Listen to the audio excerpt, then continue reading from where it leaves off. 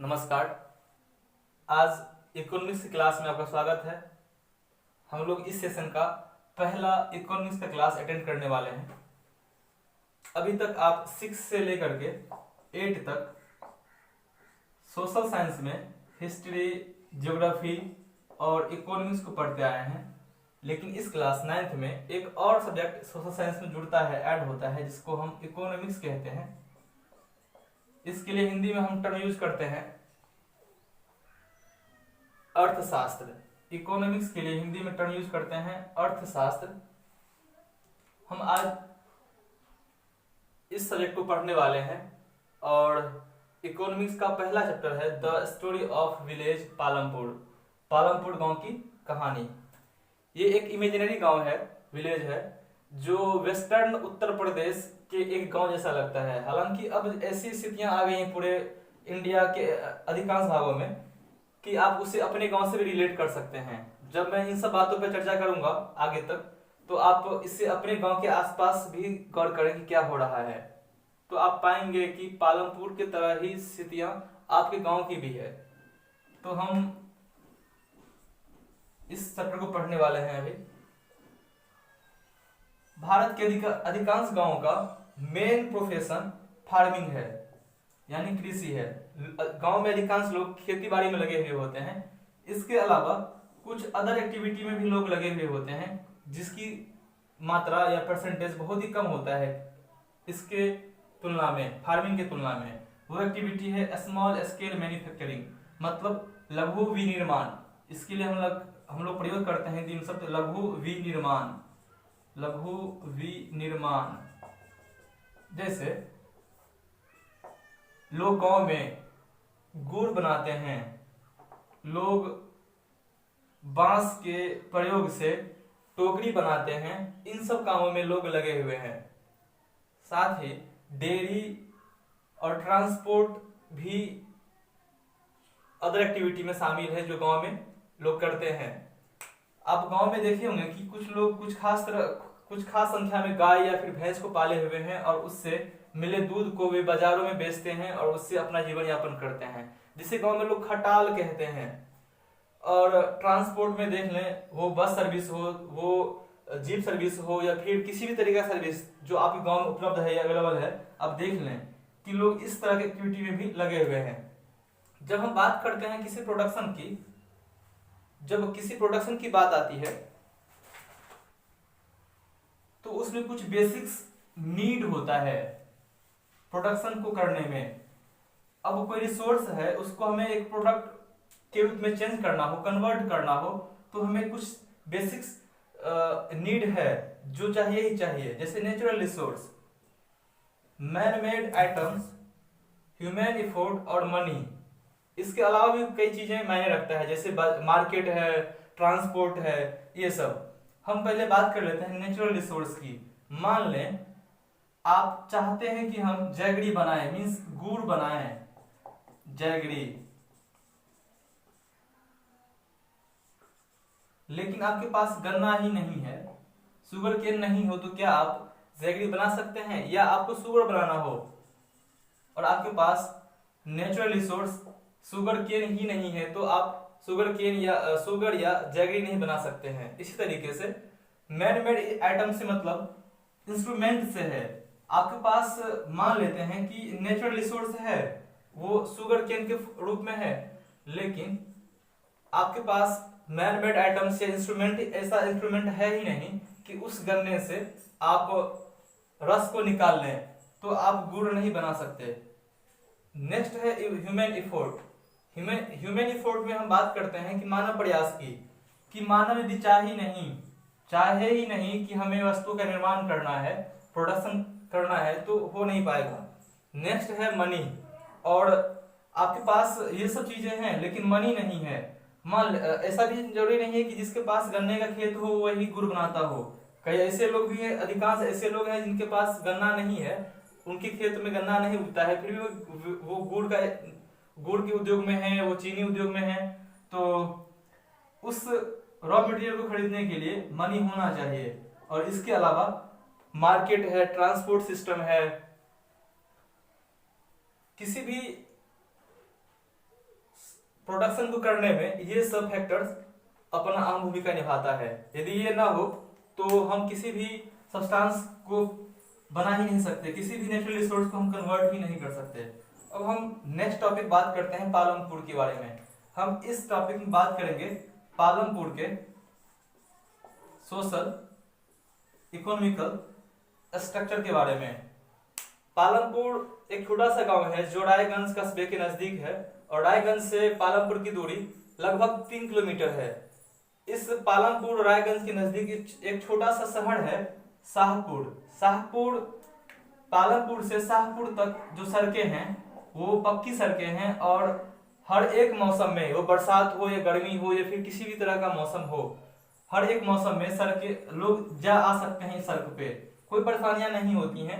इस सड़क पे हर एक महीने में अलग अलग तरह की गाड़ियां चलती हैं। ट्रांसपोर्ट सिस्टम अच्छा होने के कारण अलग अलग तरह की गाड़ियां चलती हैं। खास करके जो बैलगाड़ी है, जो तांगा है या जिस गाड़ी को भैंसा खींचता है, उन गाड़ियों से लोग, पालमपुर के लोग गुड़ को, जैगरी को शाहपुर के मंडी में जाके बेचते हैं। इसके अलावा कुछ आधुनिक गाड़ियां भी, कुछ मॉडर्न व्हीकल्स भी चलता है, जैसे motor car, jeep, truck, tractor, ये सब यहाँ पे अवेलेबल है।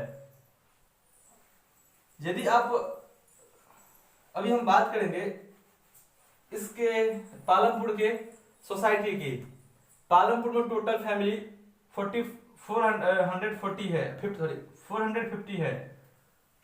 टोटल फैमिली पालमपुर में 450 है, जिसमें से 80 फैमिली ऐसे हैं जो अपर कास्ट के हैं। इस 450 में अलग अलग कास्ट के लोग शामिल हैं, जिसमें से 80 परिवार ऐसे हैं जो अपर कास्ट में हैं और इनके इस तरह के फैमिली का, अपर कास्ट के फैमिली का इस गांव के पालमपुर के अधिकांश जमीन पे अधिकार है, मालिकाना अधिकार है और इनका शासन, इनकी ही बोलबाला पूरे गांव में चलता है। बाकी दलित जो हैं वो गांव के एक छोटे से कोने में रहते हैं। यदि आप पालमपुर के जमीन का बंटवारा देखें तो कुछ इस तरह से है। ये कुछ दलित लोग हैं और ये बड़े किसान, इस तरह से आपको देखने के लिए मिलेगा। दलित जो छोटे कास्ट के लोग हैं, लो कास्ट के लोग, वो इसमें आते हैं और पूरे आबादी का थर्ड पार्ट जो है, पूरे आबादी का थर्ड पार्ट वो एक गांव के छोटे से कोने में रहते हैं, निवास करते हैं। पूरे गांव में फार्मिंग के लिए जो इरिगेशन सिस्टम है काफी अच्छा है और अधिकांश घरों में भी बिजली है, इलेक्ट्रिसिटी अवेलेबल है। वहां की जो ट्यूबवेल्स हैं जिसके द्वारा खेतों की सिंचाई की जाती है वो भी इलेक्ट्रिसिटी से ही होता है। पूरे गांव में एक प्राइमरी हेल्थ सेंटर है जो गवर्नमेंट का है और एक प्राइवेट डिस्पेंसरी है जहां पे लोग आते हैं, रोगी आते हैं और अपना इलाज करवाते हैं। अब हम बात करेंगे ऑर्गेनाइजेशन ऑफ प्रोडक्शन। ये इसका इकोनॉमिकल और सोशल स्ट्रक्चर था। अब हम बात करते हैं ऑर्गेनाइजेशन ऑफ प्रोडक्शन, उत्पादन का संगठन। मतलब कि उत्पादन, जब हम किसी वस्तु को बनाते हैं तो उसमें क्या क्या फैक्टर्स इंक्लूड है, कैसे हम किसी भी वस्तु को बना लेते हैं, का प्रोडक्शन करते हैं, उसके बारे में हम जानेंगे। किसी भी प्रोडक्शन को करने के लिए 4 बेसिक फैक्टर्स हैं, जिसमें पहला है लैंड। आप हवा में या आसमान में कहीं पे भी प्रोडक्शन नहीं कर सकते, आपको लैंड चाहिए ही चाहिए। वो फैक्ट्री लगाने के लिए हो, ऑफिस लगाने के लिए हो, या जो उस फैक्ट्री में बना हुआ प्रोडक्ट है उसको बाजार तक लाने के लिए हो। और बाजार भी कहाँ पे, जमीन पे ही रहने वाला है। आपको जो रिसोर्स मिलेगा रॉ मटेरियल के रूप में, वो भी कहीं न कहीं से उगा कर लाया जाता है। वो हर एक चीज आपको लैंड पे ही बेस्ड है, तो आपको लैंड चाहिए ही चाहिए। नेक्स्ट है लेबर। लेबर में 2 तरह के लेबर होते हैं, एक ऐसे जो अधिक मेंटल लेबर करे, ऐसे लोग जो मेंटल लेबर करते हो, और दूसरे जो थोड़ा कम मेंटल लेबर करे लेकिन वो फिजिकल लेबर ज्यादा करे, मीन्स उनका जो मेहनत है, शारीरिक मेहनत, वो ज्यादा हो।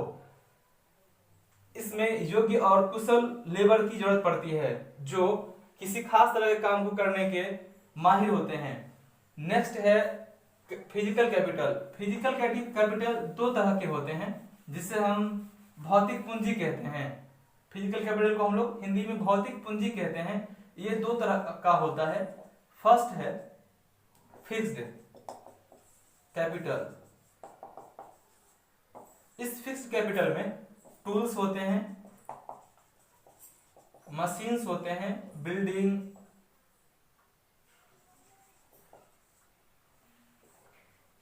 फिक्स्ड कैपिटल वो कैपिटल है जिसका इस्तेमाल कई वर्षों तक कर सकते हैं। यदि आप किसी टूल्स खरीदे हैं, किसी मशीन को खरीदे हैं, तो ऐसा नहीं है कि आप आज इसका को खरीद के लाए हैं, आज इसका यूज किए हैं और कल ये आप इसको छोड़ देते हैं, फेंक देते हैं। इसका बार बार यूज करते हैं। जिस भी रिसोर्स का लगातार और बार बार यूज कर सकते हैं वो फिक्स्ड रिसोर्स में आता है। इसके लिए हम हिंदी में टर्म यूज करते हैं अस्थाई पूंजी। अस्थाई पूंजी।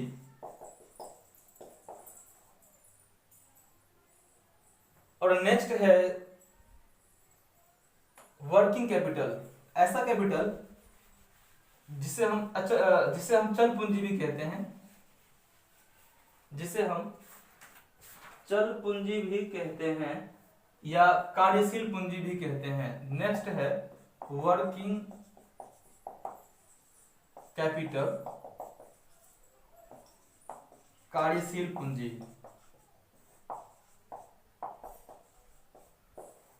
किसी भी रॉ मटेरियल को खरीदने के लिए वो भले ही कुम्हार ही क्यों नहीं हो, वो भले ही एक गुड़ का उत्पादन करने वाला व्यक्ति ही क्यों नहीं हो, या कोई भी ऐसा व्यक्ति जो छोटा निर्माण कर रहा हो या किसी भी तरह के निर्माण कर रहा हो, उससे रॉ मटेरियल खरीदने के लिए वर्किंग कैपिटल चाहिए ही चाहिए। अब किसी कुम्हार के लिए जो रॉ मटेरियल है वो मिट्टी है, और मिट्टी वो कहीं ना कहीं से लाएगा, और ये वो मिट्टी इसके लिए वर्किंग कैपिटल होगा जो उसके पास है। इसमें मनी भी ऐड है, जो रॉ मटेरियल है और मनी है, ये दोनों इसका वर्किंग कैपिटल है। यदि वर्किंग कैपिटल नहीं होगा तो हम प्रोडक्शन के काम को आगे तक नहीं ले जा सकते हैं, उससे हम कंटिन्यू नहीं रख सकते हैं। इसके अलावा एक चौथा फैक्टर भी है जो काफी अहम है। वो चौथा फैक्टर है, fourth factor, human capital. Human capital, मानव पूंजी। आज के मार्केट के अकॉर्डिंग इसकी मांग काफी बढ़ गई है, खास करके ऐसे लोगों की जो काफी किसी खास कामों में काफी योग्यता रखते हो, उनका क्वालिफिकेशन बेहतर हो, क्वालिटी में और क्वांटिटी दोनों वो बेहतर दे रहे हो, तो ऐसे लोग हमारा ह्यूमन फैक्टर कैपिटल कहलाते हैं। हम नेक्स्ट फैक्टर में जब पढ़ेंगे तो हम ह्यूमन कैपिटल के बारे में अधिक गहराई से पढ़ पाएंगे। मान लेते हैं कि हम प्रोडक्शन कर दिए हैं, प्रोडक्शन के काम को हम स्टार्ट कर दिए हैं, और कोई सब्सटेंस को बना रहे हैं, कोई ऐसा प्रोडक्ट है उसको हम बनाना शुरू किए, और हमारे पास ह्यूमन कैपिटल बेहतर नहीं है, तो हम उसका प्रोडक्शन ठीक से नहीं कर पाएंगे, और जो प्रोडक्शन आ पाया है तो उसका हम मार्केटिंग ठीक से नहीं कर पाएंगे, क्योंकि सिर्फ और सिर्फ प्रोडक्ट बना लेना ही नहीं होता है, उसे मार्केट तक पहुंचा करके बेचना भी होता है। तो ये फोर्थ फैक्टर के रूप में ह्यूमन कैपिटल आता है। अब फैक्टर्स ऑफ प्रोडक्शन की बात जब आती है, how many factors of production, तो आपको कहना पड़ेगा land, labours, physical capital, human capitals are known as the factors of production. आज हम यहां तक पढ़े हैं फैक्टर्स ऑफ प्रोडक्शन तक, जो ऑर्गेनाइजेशन ऑफ प्रोडक्शन के अंतर्गत पढ़े हैं। अब हम नेक्स्ट क्लास में पढ़ेंगे फार्मिंग इन पालमपुर। यदि यहां तक में किसी को कंफ्यूजन हो, कोई डाउट हो, तो आप कमेंट करके जरूर पूछें। आज के लिए इतना ही, धन्यवाद।